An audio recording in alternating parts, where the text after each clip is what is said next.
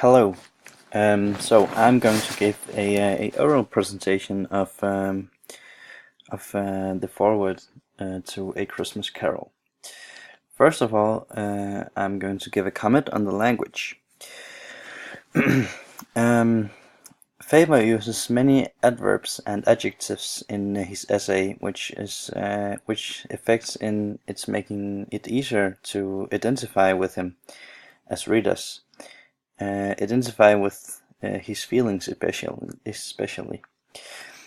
He uses many formal and uncommon words, which is like kind of making the text hard to read, and his terminology supports his argumentation, which makes it easier for Faber to make the readers agree with him. Like you don't want to argue against him, leading to a comment on the argumentation.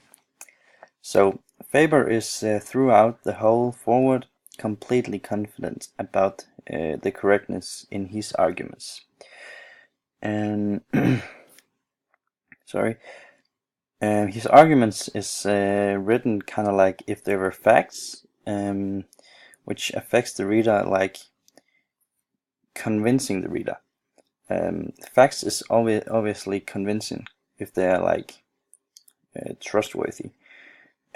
So by laying down those facts, he's building trustworthiness,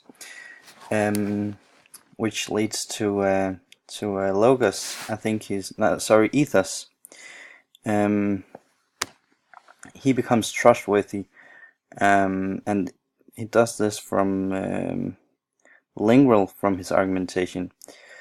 It confirms the credibility of a reader, and therefore obviously becomes trustworthy.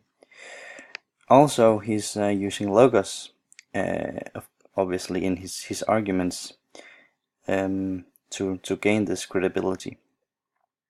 Then I've said that if you're looking at the rhetorical pentagram, and you can definitely see the different spots.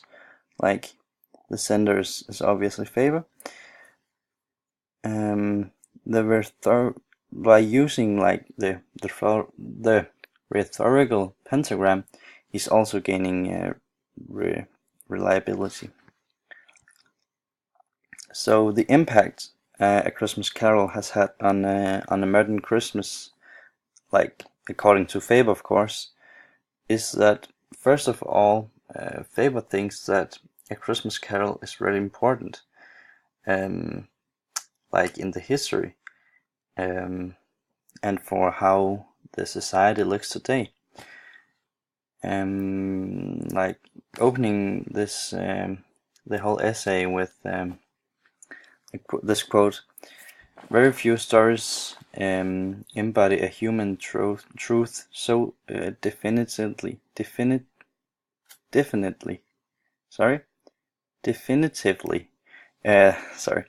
that we cannot think of the truth without remembering the story, and cannot imagine how people ever got by without it."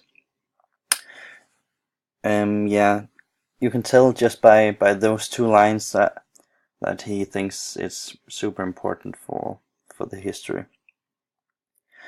And he's like comparing it to, like, the importance he's comparing to stories like Cain and Abel.